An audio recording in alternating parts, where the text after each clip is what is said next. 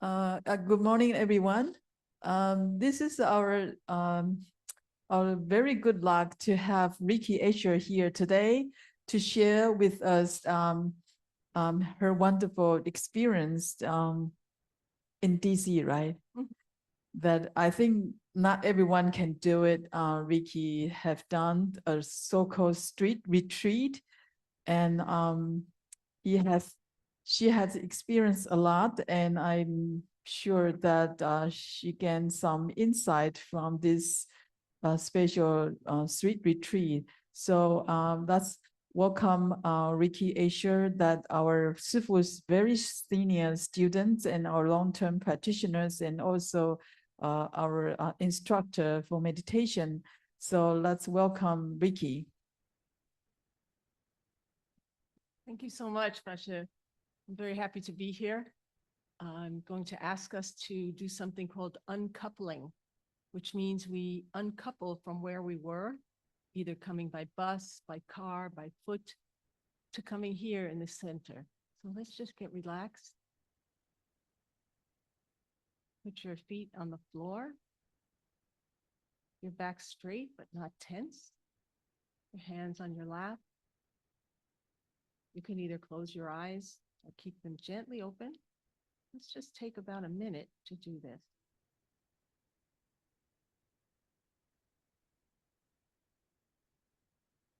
Relaxing from the top of the head to the chest,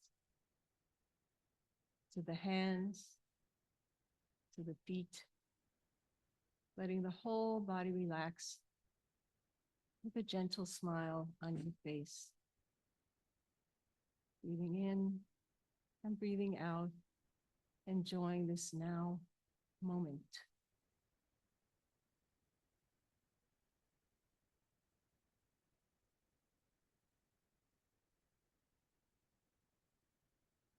Having lived in New York City for all of my life, at times I've seen homeless people.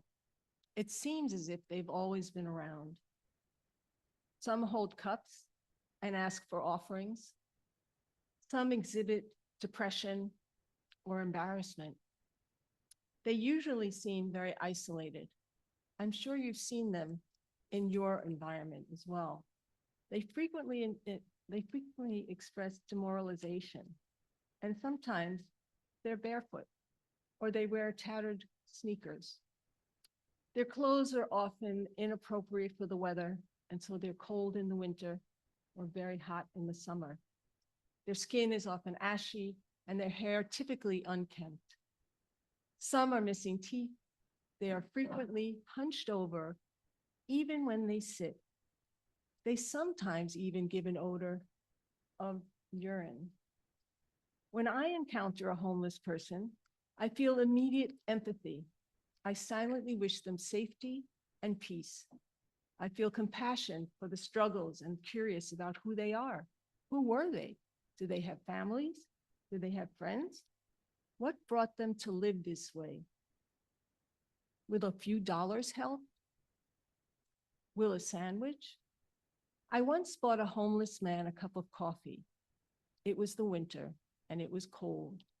He got very angry and said, "When I drink coffee, I get diarrhea." So my intention was good, but the reality was not very useful.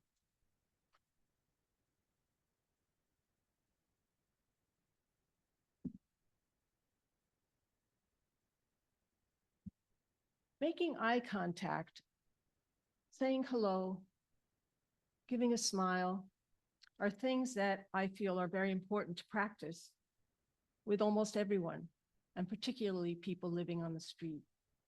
If a homeless person seems like they'd want to talk a little bit, I often stop for a few minutes and talk with them. I believe it reaffirms their humanity, and it is a practice. I would like to share a story of what drew me to Buddhism. So if I may remove our friend here for a moment. Okay, hold on. And I think that's it, yes? Okay, great. I became interested in Buddhism through my own suffering and constant difficulties experienced as a child, a teenager, and an early adult, a young adult. I experienced a lot of death, suffering, and violence.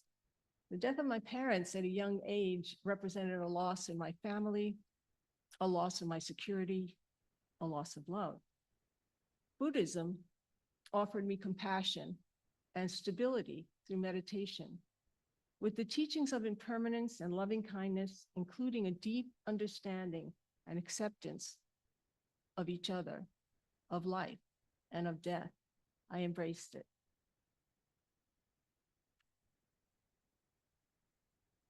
As a young person, I used to walk to school, to the subway, from Cannon Heights, a building I lived in, on Fort Independence Street in the Bronx, to 231st Street and Broadway. On the way, I passed a low brick building. This building had very large gold Chinese letters on it. It also had a huge door that was shaped like a moon. I wondered, what is this building? What is this place? One day, I rang the bell, and a lovely gentleman in his 60s, shaved head, blue suit, invited me in. He said, "Can I help you?" I said, "Yeah, what is this place? Is it an abandoned Chinese restaurant or something?" He said, "No, this is the Temple of Great Enlightenment, the Buddhist Association of the United States." Wow, so that's what those letters meant. He invited me in, and I walked around the room, the main meditation hall, and I saw framed pictures of the Buddha's life, beautiful cushions lined up very neatly, and a sense of serenity in this place. He said, "You know, there's a new monk coming from Taiwan, and he's starting a meditation class on Saturdays. Would you like to come?" I didn't think I had anything to lose. He wasn't asking me for any money. So I said, "Okay, sure, why not?" Little did I know that that experience would change my life. That experience introduced me to Master Sheng Yen.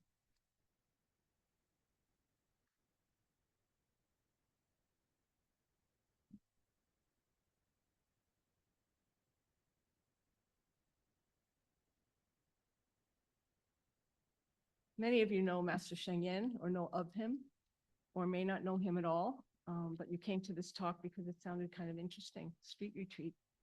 Hopefully it will be interesting for you. The classes began in August 1975, a long time ago.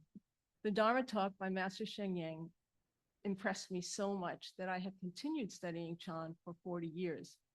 My life embraces Buddhism and the concepts of Buddhism, which include responding with compassion and loving kindness, patience, and not causing harm to others or myself. Of course, try as I might, I still have moments of reacting instead of incorporating these things into my life. And that's why I think they call it a practice.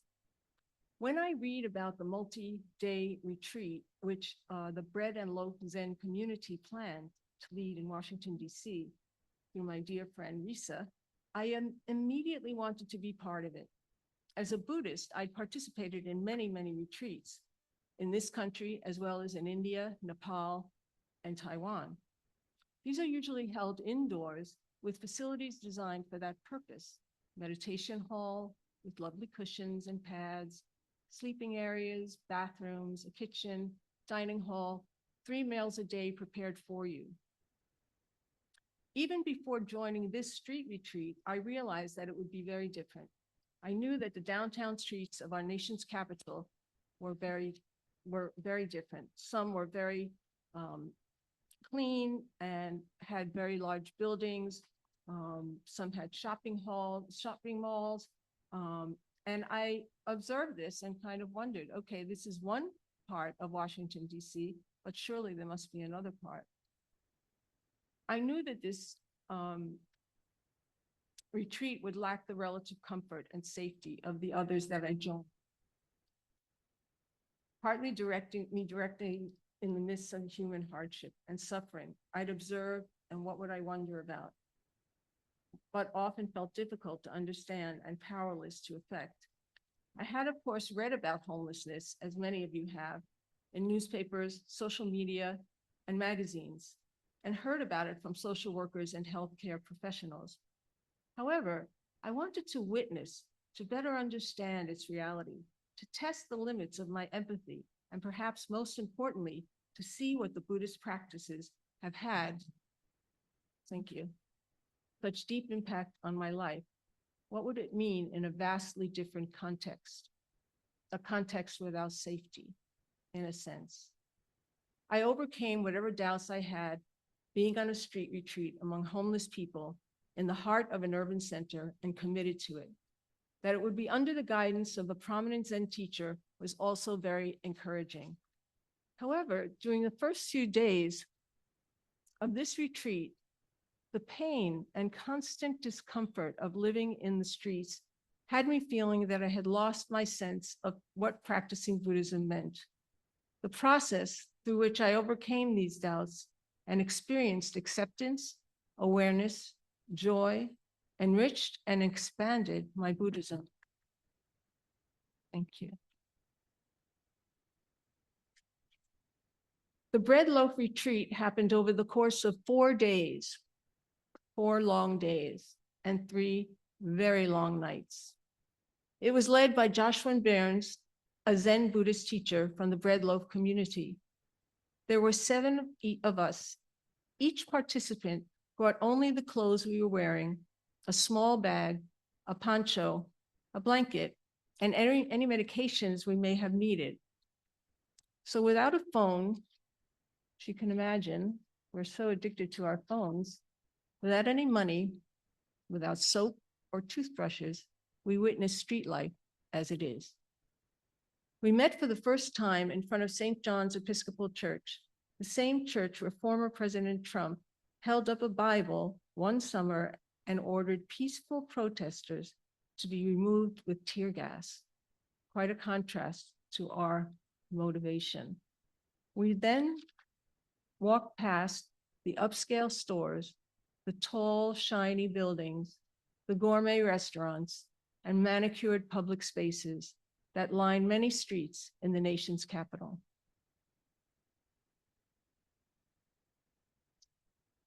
And we also represented the one side of the city. Our first destination was McPherson Park, across the street from the US Capitol building, which represents another side of the nation's capital. It is lined with tents occupied by homeless people, which provide them with shelter, some privacy, space for quiet conversation, and a safe place to sleep. I'd like to show you an example of a drawing I did of one of these tents, if I may. Okay. So this is a pencil drawing I did when I came home because I was so moved by a park. Imagine one of your favorite parks with children playing, bicycles, picnics, this and that. There were none of that at this park. There were just these tents lined up next to each other. And there's about this much room in between each tent. And yet there was a respectfulness for each person's space. I was just very taken by this. I'll leave this up for a little while so you can perhaps imagine what it was like to see these tents. On the first evening, the retreatants and I bedded down in a circle under a tree in this park. We didn't want to get a tent. We didn't want to go to a homeless shelter. We didn't want to take the space from one of the people living on the street. So we just went under a tree. One of the members was very experienced in these street retreats, and he said, we must collect some cardboard first. I said, cardboard? Yes, it'll be your bed. Okay, it'll retain a little bit of warmth from the cold concrete away from your body. So we went on a search for cardboard. Now, it wasn't so easy because everyone's recycling cardboard now, which is a good thing. Not so for homeless people. It's very useful for them. So we would look through these big garbage bins, go through rifts of garbage and bags. And finally, we all found pieces of cardboard big enough that we could lie on, or a box that we would just deconstruct and lie on that. Some of us had brought a small blanket, and so the blanket went on top of the cardboard, and that became our resting place for the evening. So a flattened piece of a cardboard box and a blanket, though, did not protect me against the cold. It was in October and it was already starting to get chilly, especially at night. Then, when we lay under the tree, guess what? It began to drizzle. The park got quiet, and believe it or not, ducks were waddling around the park and playing in the puddles. This amused me in the midst of being so cold and uncomfortable. At first, I experienced a very calming sensation under this tree. Buddha sat under a tree. You know, this is kind of cool. We're sitting under a tree. Very nice. Well, we're not sitting, we're sleeping. Well, he slept sitting up. We're sleeping sitting down. That's a lot more luxurious. I felt the rain come down a little harder, and it seemed as if it was a baptism. As the rain got heavier and heavier, however, I wondered if we would stay. Well, at that point, my calmness began to ebb because soon Joshin encouraged us to find a drier place. We got up, holding our backpack, folding up our cardboard, wrapping our blanket around us, and we walked to the nearest metro station, which was just a few blocks away. And it was clean, it was warm, and it was dry. Unfortunately, the metro system does not allow people to lie down. So we were sitting down. It's getting very late and we were very tired, but we were very grateful.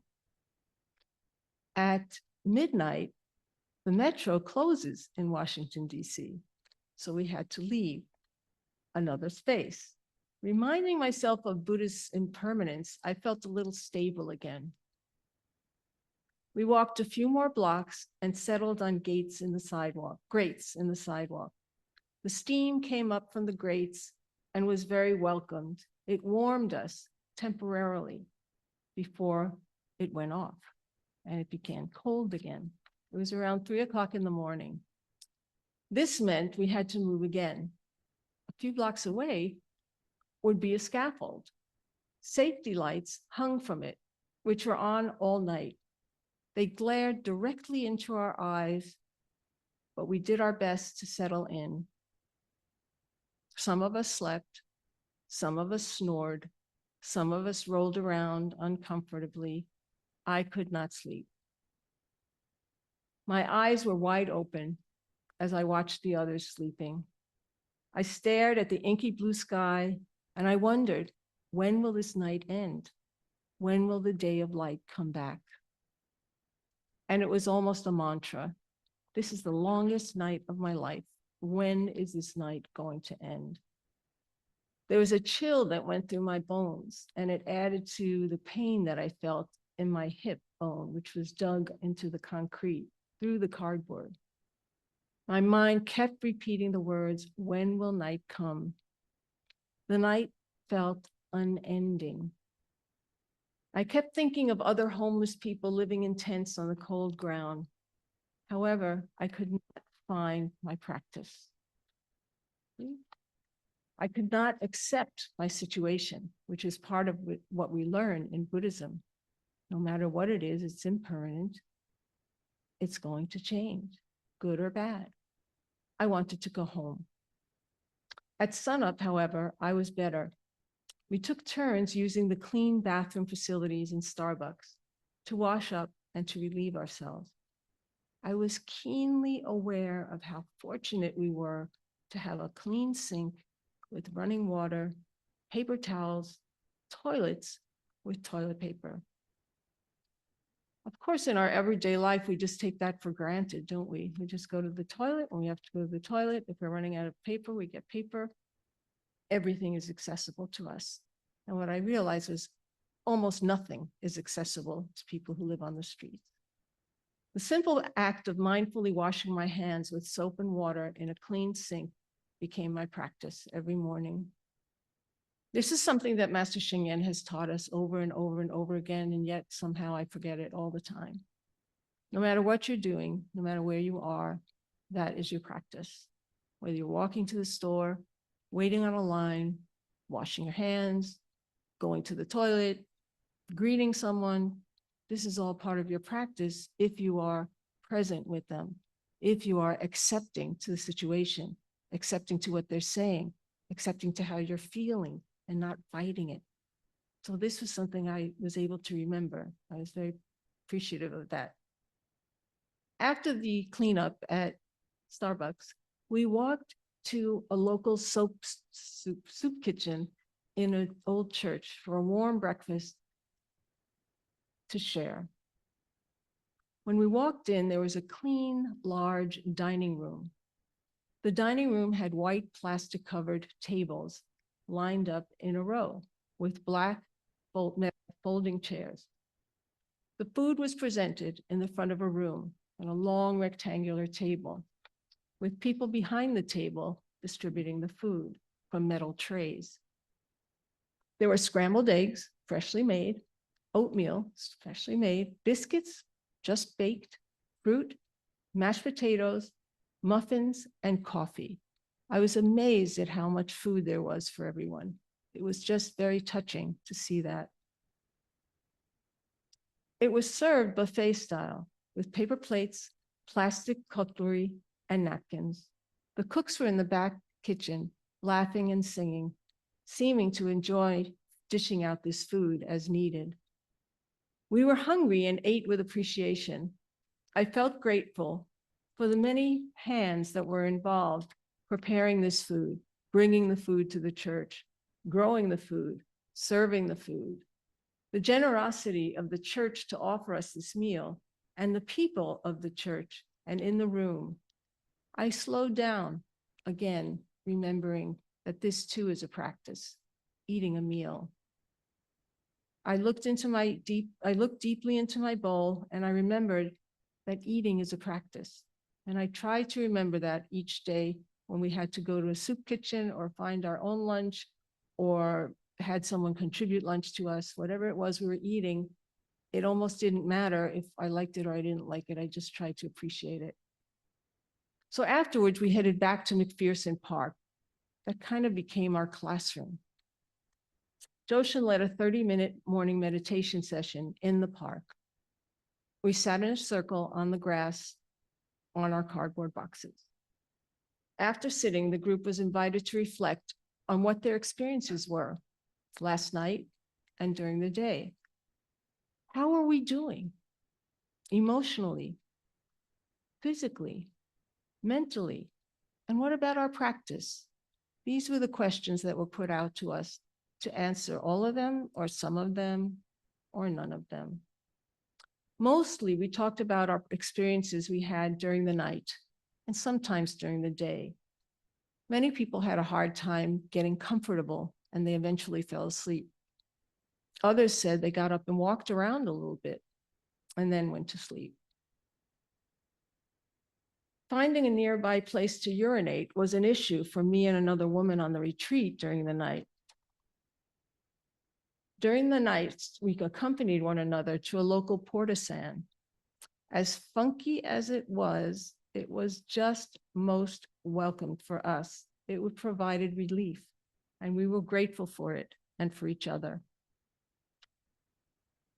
After the sharing, we split into groups of 2, and we were asked to ask for money.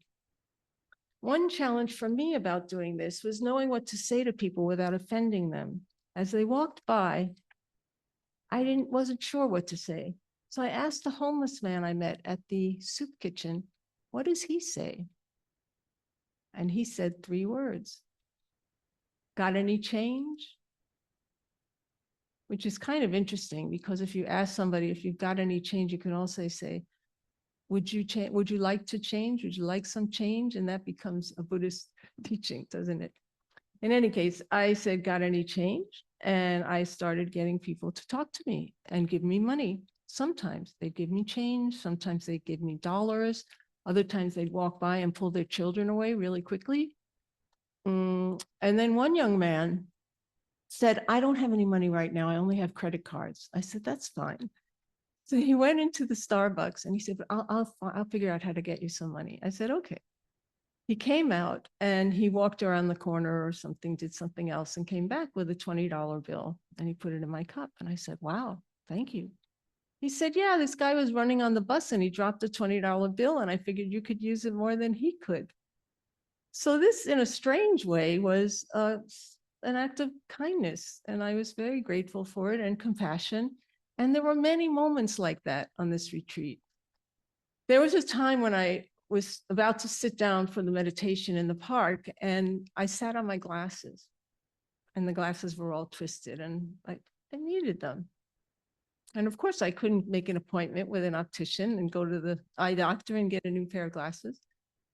However, as we were walking down the streets, I noticed there was an optician, had a store, a shop. And I said, well, I'll take my chances. I didn't have any money. I had my glasses and I had a smile and I was sincere. So I went in and I explained the situation. And right away I said, I don't have any money. I'm on the street retreat. He said, let's see what I can do.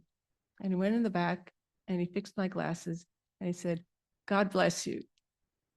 I said, thank you so much. Now that was certainly an act of kindness and generosity that I had never expected.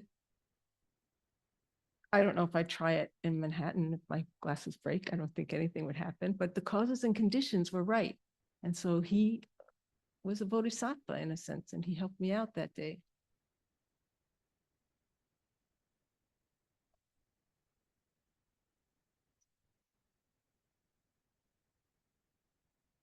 On that afternoon, we were all together and it was lunchtime again. And this time we didn't go to a soup kitchen. We decided to pool, well, this was Joshin's idea. We pooled our money from all the money that we were begging for, and we raised over $1,000. So what did we do with this money? Did we split it 7 ways? No, that was never the intention. We gave some of it to a soup kitchen, and some of it we gave to an organization that donated blankets to people who live on the street. So that afternoon, we felt pretty good, but we didn't go to the soup kitchen for lunch. We were sort of on our own for lunch. And Joshu took us to a park, an empty park, and we could find a bench or a piece of grass and just take a rest, because it is very tiring to be living on the street. And it helped me understand why many homeless people sleep during the day. They can't sleep at night. They might be chased away to different places, but in the day, most of the time, people leave them alone. So we took this little nap, and we didn't know what Joshin was doing, but he came back and he woke everybody up with a big box of grilled cheese sandwiches. Now, how did you get the grilled cheese sandwiches? You don't have any money either. He spoke to the woman making the grilled cheese sandwiches in a shop, and he explained the situation, and she gave him these grilled cheese sandwiches, and then he distributed them to us. I must say, that was the best grilled cheese sandwich I ever ate in my life. And I like grilled cheese sandwiches. I will never forget that grilled cheese sandwich. So that was funny. On the second night, we returned to the scaffold, and each of us made our beds with our blankets and our cardboard, as we had done the night before. Aware of the pain in my side and the cold in my bones, I was once more miserable and unable to sleep or quiet my mind. So once again, I stared at the dark, inky blue sky, could not wait for day to come. I was thinking about my discomfort and how it added to my suffering, and my mind was making things worse. We all know that a basic Buddhist expression teaches us that physical pain is inevitable and we can't avoid it. What we can do is prevent ourselves from adding to it. So that's the suffering. I was making myself suffering, which made it worse. Suffering is optional. Forgetting this, I thought I lost my practice after all these years. Being in a meditative and sharing community helped me a great deal. We talked about the begging and how it felt and what our experiences were, and what was the impact it had on us and on our practice. Most people had a relatively positive experience. Other people had difficulty even asking for money. It's quite hard for them to do that. The experience of pooling the cash from all of us improved my morale and also everyone else's story. On the third night, we returned to the spot under the lights. as we were worried it might rain again, and we didn't want to go back to the park or under the tree, I realized that my meditation practice was eluding me, that whenever night came, the same stories, the same ghosts, the same body was cold and sore, and I looked for rest. I longed for rest. Unable to practice, I forgot to observe my breath or notice any uncomfortable sensations as impermanent. At one point, I looked up at the sky and I thought, oh, right, Shakyamuni Buddhist sat under the Bodhi tree and he became enlightened. And he sat there all night. I then remembered the teaching of acceptance and impermanence, that this pain shall pass, but I was still unable to sleep. The difference on this night was that I relaxed. I think I'll come back to you now. So I have this tent up a little too long. Is that better? Okay, great. I relaxed in the pain and I stopped holding on to the tension and accepted the pain. The pain didn't go away. It was still there. It was my awareness of it as pain and not as my pain that helped me so much. There's a Buddhist parable called the two arrows. You might know it. It relates to this experience, and it may relate to experience you might have had. Let's say you get hit by an arrow, or you get the new COVID shot right in the arm. Boy, does that hurt. It really, really hurts. Let's go back to the arrow. So the arrow's in your arm, it's really, really hurting you. There's a lot of physical pain. And what do we immediately start to feel? We start to feel pain. But we also wonder, am I going to die? Am I going to bleed to death? Is anybody going to find me if I die? What's going to happen? All these thoughts start really, really crowding your mind. Meanwhile, you're still bleeding and the pain is still there. Here. We make ourselves suffer from the pain. The second arrow is the mind that makes the suffering, okay? It gives us an option and helps us separate pain and suffering. So we hold on to that pain. I held on to that pain on my hip. And then I stopped judging my lack of sleep. I stopped craving for the moon to go away and for the sun to come up. And I kept the pain as a bad situation. This is really bad. It was a challenge not to identify with this pain. Then there was a possibility that I was able to bring acceptance and shift into a deep presence and acceptance. Suddenly, I really felt joy just being there. Sounds very strange, but I was happy to be with the others. I wish that they were comfortable and well. And by not allowing the pain to overtake us and accept us, it can help us distinguish between pain and suffering. So finally, remembering this, I felt compassion towards the pain. Once I started to feel compassion towards the pain, it started to lessen. I also started to feel compassion for myself. Okay, you have this pain. It's okay. You're okay. A little loving kindness is going to do you some good.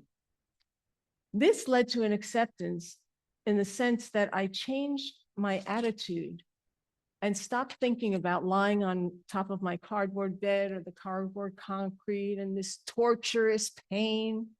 I understood that it was impermanent. I understood that it was not just the body that was causing my pain and longing for a comfortable resting place. It was my mind as well, which had forgotten about suffering being optional. I felt emotionally connected to the others sleeping on the ground, to the teacher, to my teacher, to all the people I've ever known in the Buddhist community who have helped me understand this idea. I wish them all comfort and freedom from whatever their suffering may have been. It sparked more compassion in me towards them, as well as all those who would not be able to leave the streets in the next day or two. I would like to share a poem with you by Dana Fault. Do you ever value your reasons for staying small more than the light that shines through the open door? Forgive yourself. Forgive yourself.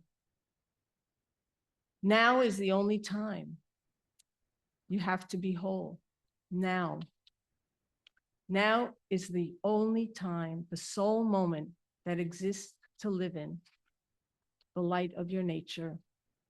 Perfection is not a prerequisite to believe in your stories for anything but pain.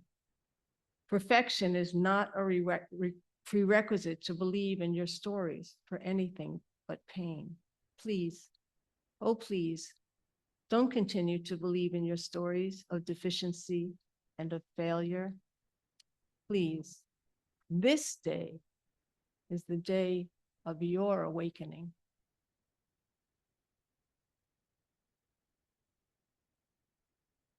So after a while, the sun appeared. I was finally at peace as I stopped waiting and grasping. The grasping subsided. I was grateful to witness the change. I recalled talking with some homeless people in McPherson Park who'd experienced similar feelings of finding peace with the cold by coping with the cold and the pain of what was. I bore witness within myself that accepting and letting go of suffering can bring joy. Rediscovering this very old teaching, I found my practice. Beyond the need for more compassion that this world or society lacks, I do not presume here to offer solutions to the growing problem of homelessness in our society, nor do I experience homelessness as it is lived by millions of people throughout the world. What I gained was a greater understanding of my own practice. It opened a deeper sense of self-awareness. It is important to acknowledge that every individual's experience may vary. Specific benefits of the Zen Buddhist retreat may or may not depend on the individual's commitment to the practice, their circumstances, and other factors. Let's do 1 minute of meditation, and perhaps something in this talk has resonated for you or not. Bring your palms together at the sound of the bell. Bring your hands on your knees. Either close your eyes or keep them open slightly. Relax. Relax into the chair. Relax into the floor with your feet. Relax into the earth that is holding you. Relax the whole body from your head, your chest, your buttocks, your feet. Relax. Gentle smile on your face.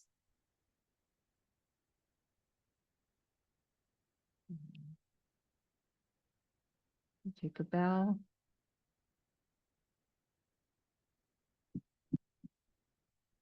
I thank you for your presence, for your patience. I hope that any teaching that you may have gotten from this talk will be useful for you. I hope you continue practicing, spreading loving kindness to yourself, your family, to the world. If there are any questions, I'd be happy to answer them. Just going to get a drink of water for a moment. Okay. So in the meantime, we will open the for those people on the Zoom. You can raise your hand if you have questions or anything you want to reflect.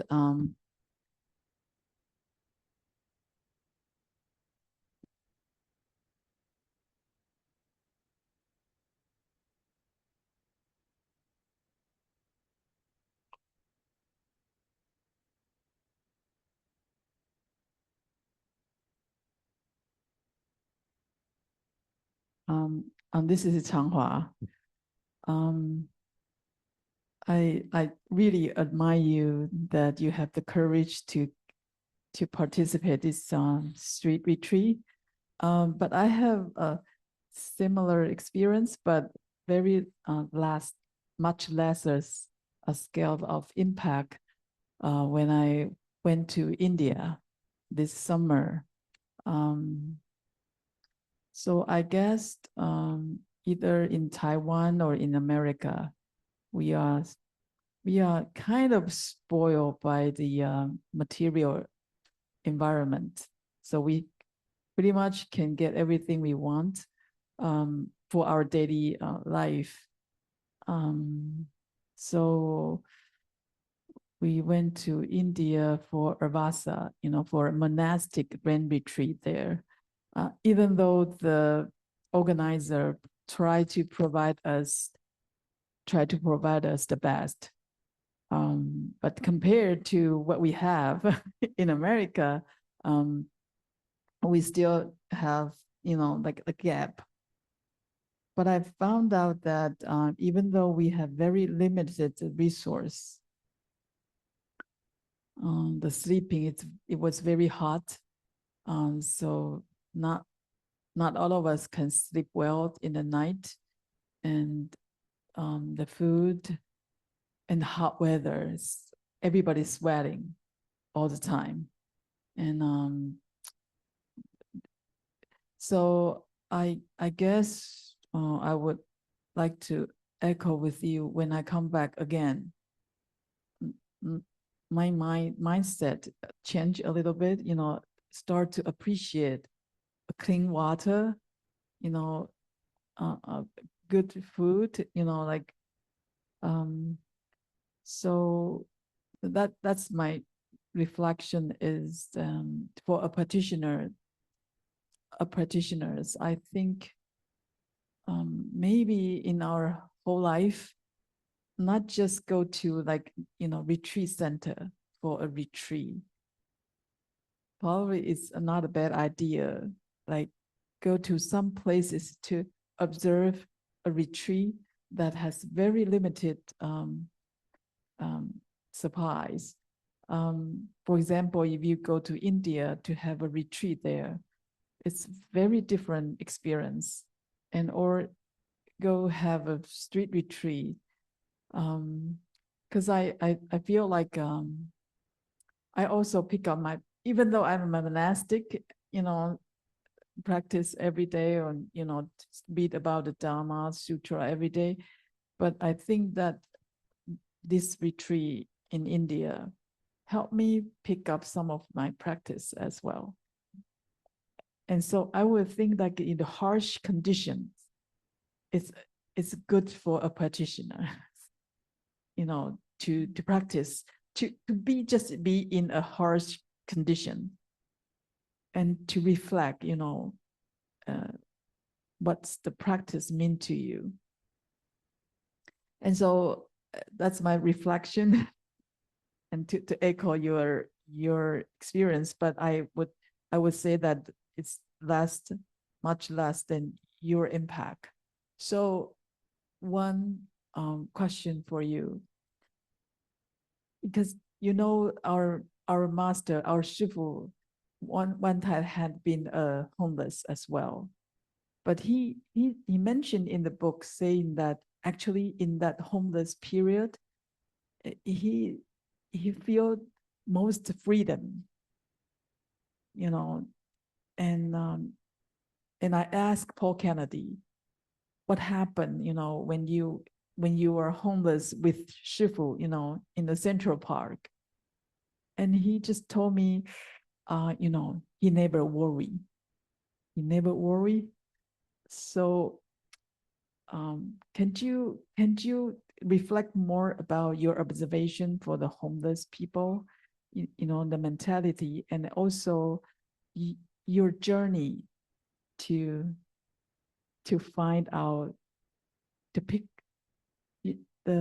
to transcend your physical suffering and then look inward to pick up your practice. Okay, thank you. It seems like you had a great experience yourself in India on a retreat. And I don't think it matters if it's a little impact or a big impact. Any impact is very important.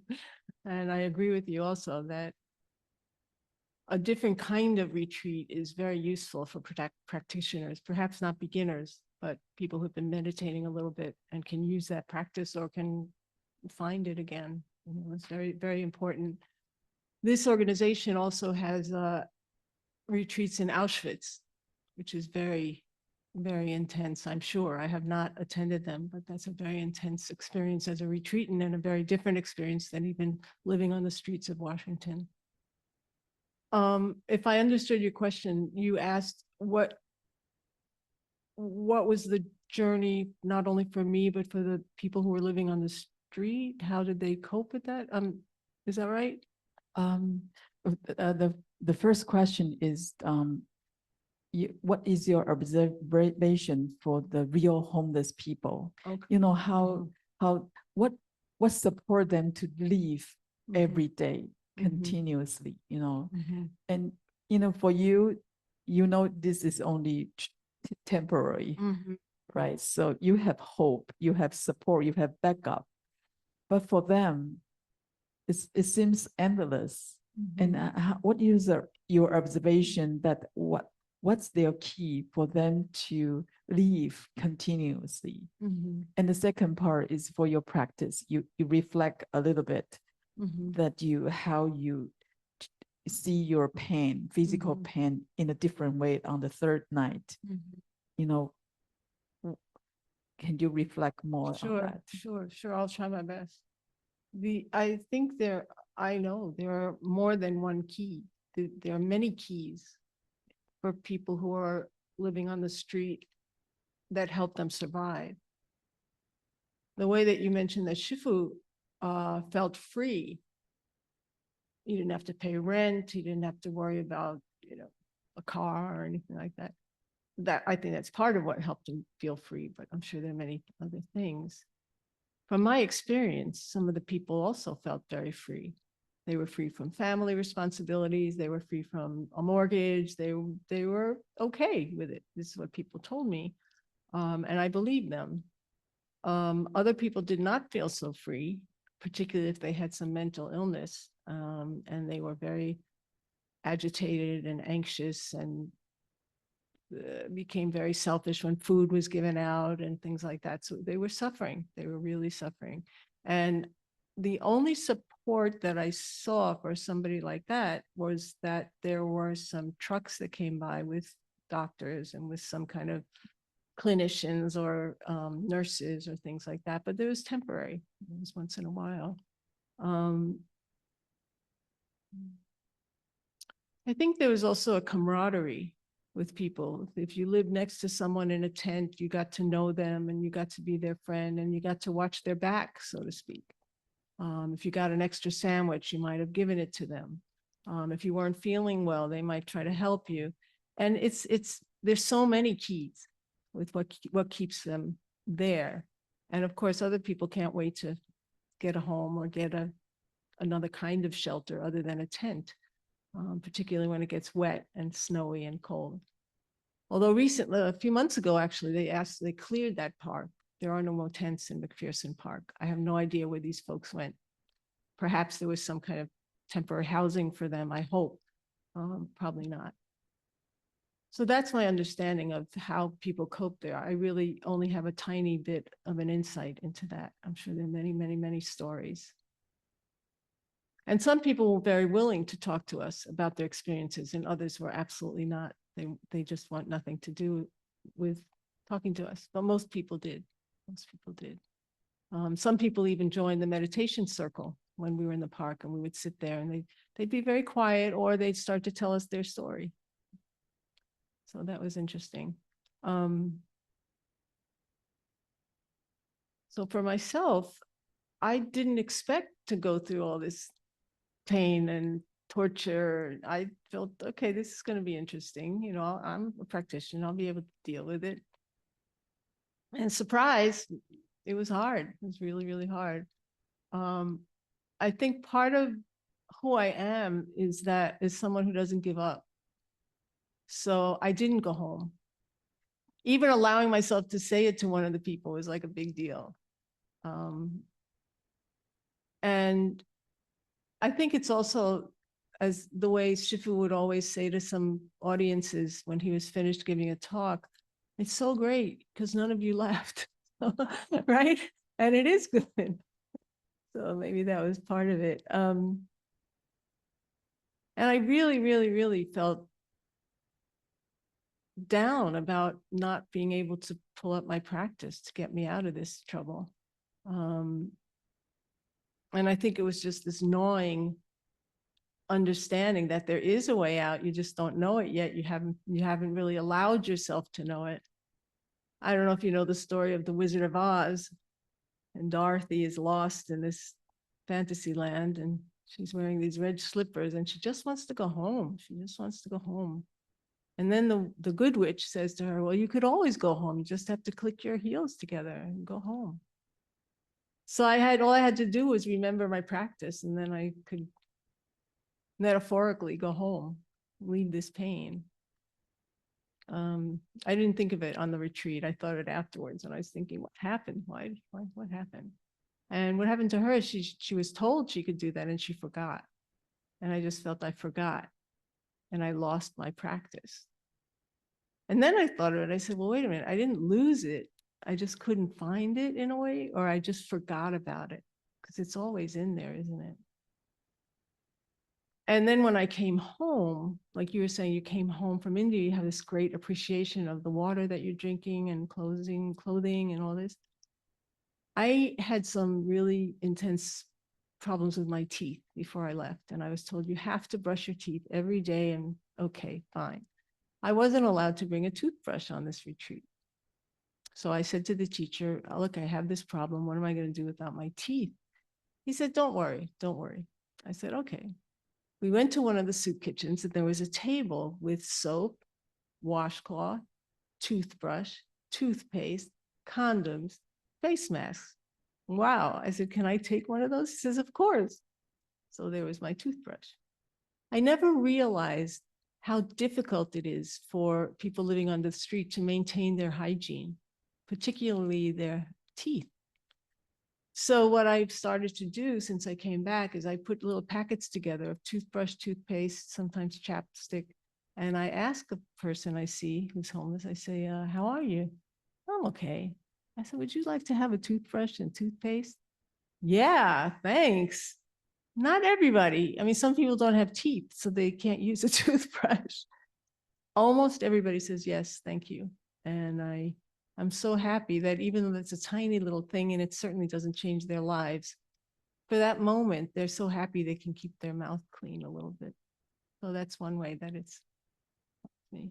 I also don't say, here's a toothbrush, take it, or I ask them first. I try to be super respectful, and just asking them how they are seems to be a really impactful connection for them.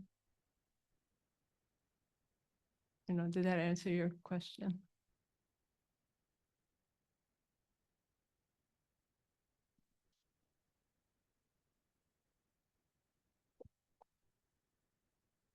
I just want to mention about online when you were talking, there's a number of hearts pop up. Oh, sweet. They like your work. Sorry. Oh, thank you. Are there names to go with the heart? Yeah, there's disappeared. Maybe she just left. Oh, okay.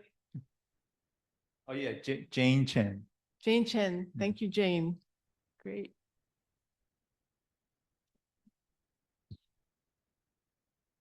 Of course. Not included in this topic. Okay. Okay. Yeah.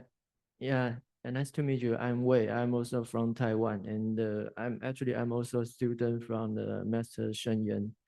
Very before, yeah. And I have two questions for you, but not very limited in today's topic. First, I would like to know more about your background and your career, and it's linked to your whole practice related to teachers, master's meditation teachings. Yeah, that's first question. Second is like what's your goal in your life? Or do you think we human really need some goal in our life? Yeah. Thank you so much. Good question. What's your name? Wade. Wade Richard. Okay. Is this your first time at the center? Great. Welcome. Okay. Let's see. I'm an artist. I did the drawings that you saw earlier, the tent and the gentleman. I've been drawing since I'm about 6 years old, maybe more. Started when I took some crayons, took the paper off the crayons and put them on the radiator when it was hot, and the colors dripped down, and I just was fascinated with how they came together. And so continued drawing. I was in first grade and I was given one of those big black crayons. Do you remember those? And I was told, okay, everybody had to draw a rainy day. So I'm drawing a rainy day, and I made the drops and I made the little girl with her umbrella. My first grade teacher comes on and says, no, we don't draw rain that way. Rain doesn't come down straight. And she took the crayon out of my hand and she made it go diagonally. Now, a lot of children would have gotten really scared and changed the way they drew, but I just looked at her, so she was crazy because I've been drawing all this time. It didn't matter. And perhaps that influenced me to become an art teacher and never take a crayon away from a child and do their drawings again. I had started school at Lehman College, which is a college, a city university in Bronx, New York. And I was an art major, and I was studying art. And before I did that, my aunt said, well, what are you going to do? You're studying art, you're studying philosophy. How are you going to make money? I said, I'll be a waitress, you know, in the daytime, and at night I'll do my artwork. So he said, well, why don't you study education? You know, just take one education class. You might like it. I said, I don't like school. Oh, you'll be on the other side of the desk. It's okay. So I took one of those education courses and I fell in love with the idea of teaching and the children, and 32 years later, I was still teaching. I was teaching elementary school, junior high school in the South Bronx that worked with children who were kicked out of other schools, came out of Rikers Island prison and things like that. And the artwork really spoke to them. So we had really lovely time there teaching there. Taught there about 9 years. And then I went up to SUNY New Paltz, which is a state university of New York, and I was in art education. And so I started teaching art students how to become art teachers. And in that methodology, I incorporated a bell. I would start my class with a meditation bell and have them just relax, just like we did, uncoupling from whatever it was they were coming from, another class, a home, a subway. And some of them really liked that. And some of them walked out of the room. They didn't want to do it. However, years later, I recently got a message from someone on Instagram saying, I have to thank you because I use this with my children in my classroom and it really helps us start the day. Since that time, I've retired and I continue to teach meditation as a volunteer at Lenox Hill Hospital. And I also teach art to people who have heart conditions. And I have an online class of elders who do chair meditation and chair yoga. And so those are the things I think I told you from beginning to present of what I'm doing now. And I also am working on a curriculum committee for a Dharma Drum Retreat online and real-time retreat. It's coming up in March, I think.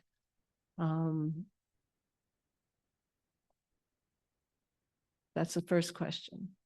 The second question is a little harder for me. What's my goal? I think when one lives to be in their 60s, which I am, we have more than one goal in a way, because when you're younger, you figure you have lots of goals, but you really kind of have one goal is how am I going to pay the rent? You know, how am I going to get a spouse or whatever? I feel since I'm retired, I have many goals. And one of the goals is to complete a cookbook I've been writing called Mindful Cooking. So it incorporates the practice with preparing the vegetables, cooking them, eating them in that way, in a mindful way, and also with illustrations that I've drawn about an eggplant or an onion or a mushroom. And I've started to teach those kind of classes online, especially during COVID. I taught mindful cooking a couple of times here and once at DDRC. Other articles, excuse me, that I, sorry,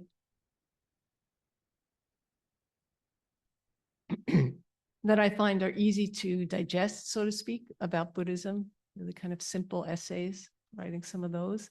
To continue my practice, to continue to pick it up when I drop it, to do more talks like this. I really appreciate you inviting me to do something like this. To connect with people in the world, to have an impact, hopefully, on people who are living on the street, living in apartments, living on boats, things like that. So that's pretty much it that I can think of right now. Is that helpful? Did that answer your question? What are your goals? What's one of your goals?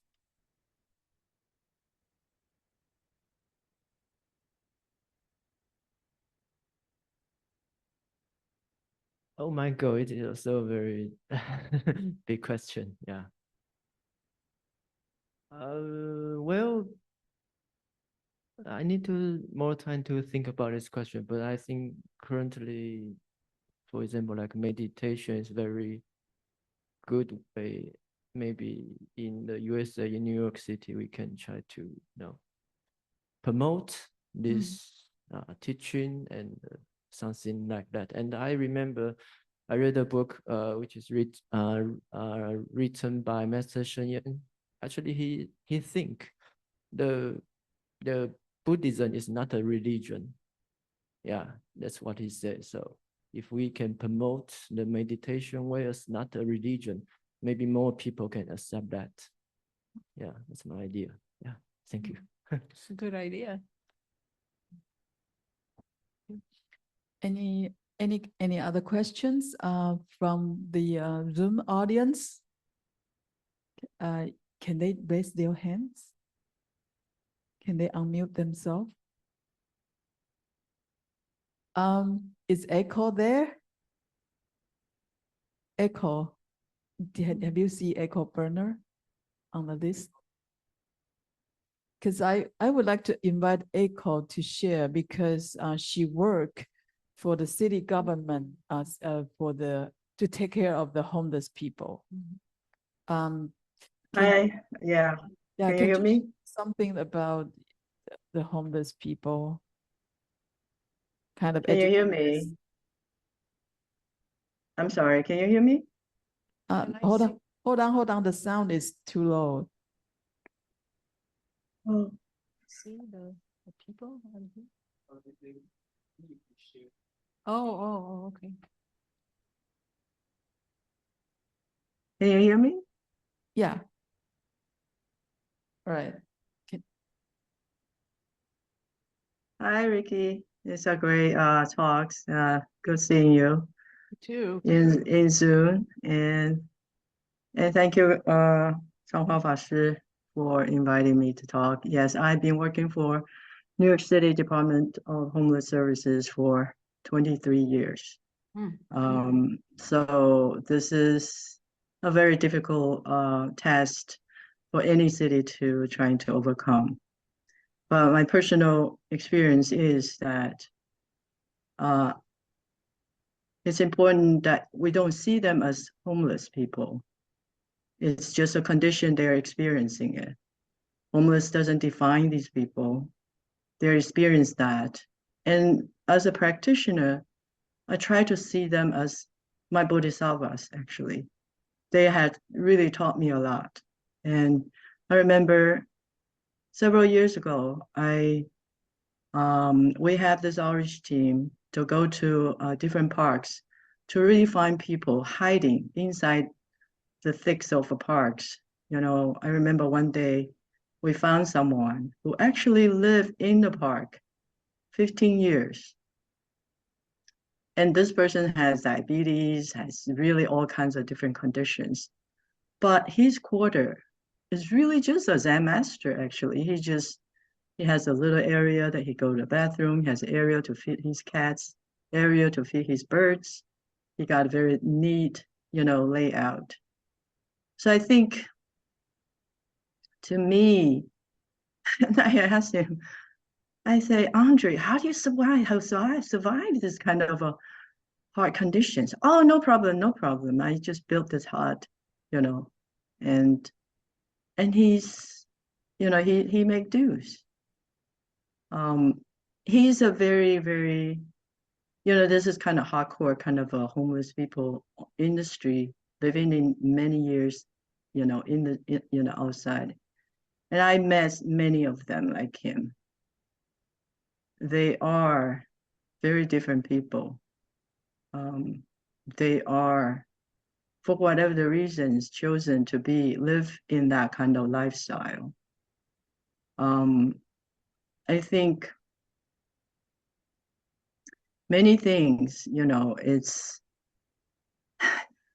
Sydney, I have to say, New York City really provide probably one of the best homeless services throughout the nation, because we do have this law, called Callahan Consent Decree. Anybody said they are homeless, we have to take care of them. Because of that, there's a lot of other, sort of like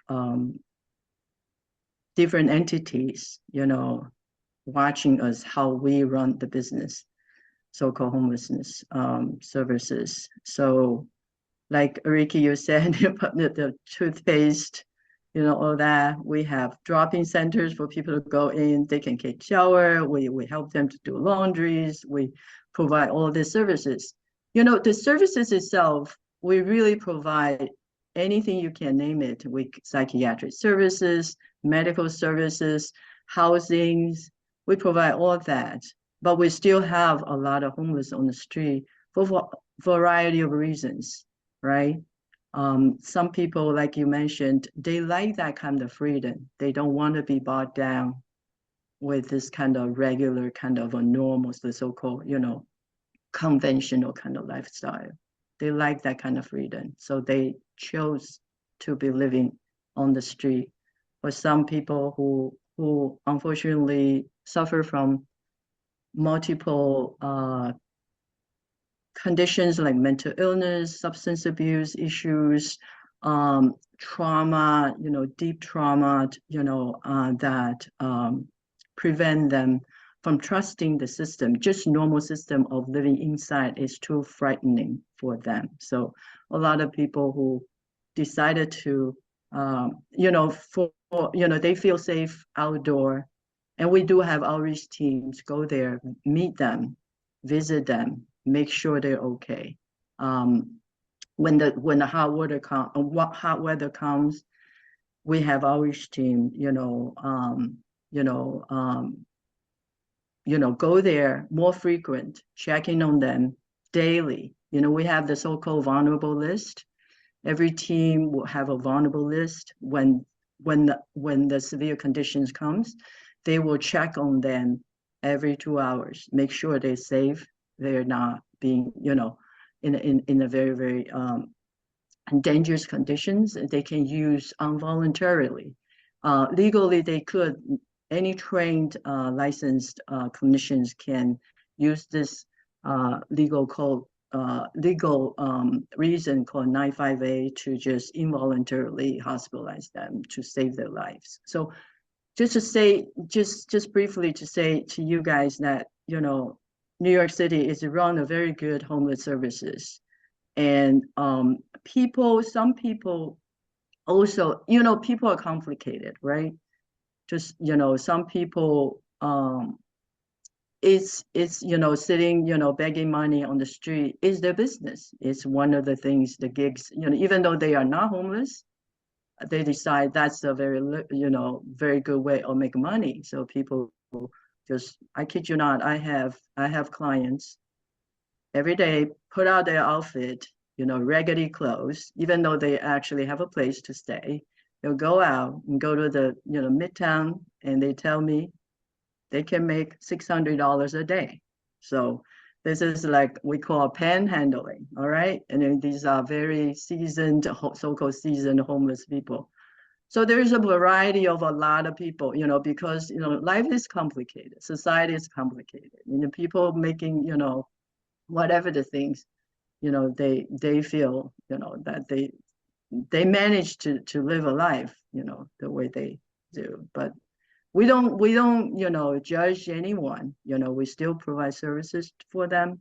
Okay, if you make, if you panhandle can make $600 a day, all right, that's good. You figured out a gig, to live a better life, I guess, even though, we still, by law, we have to provide you services. And then eventually, actually, our goal is to really place anyone who wants to,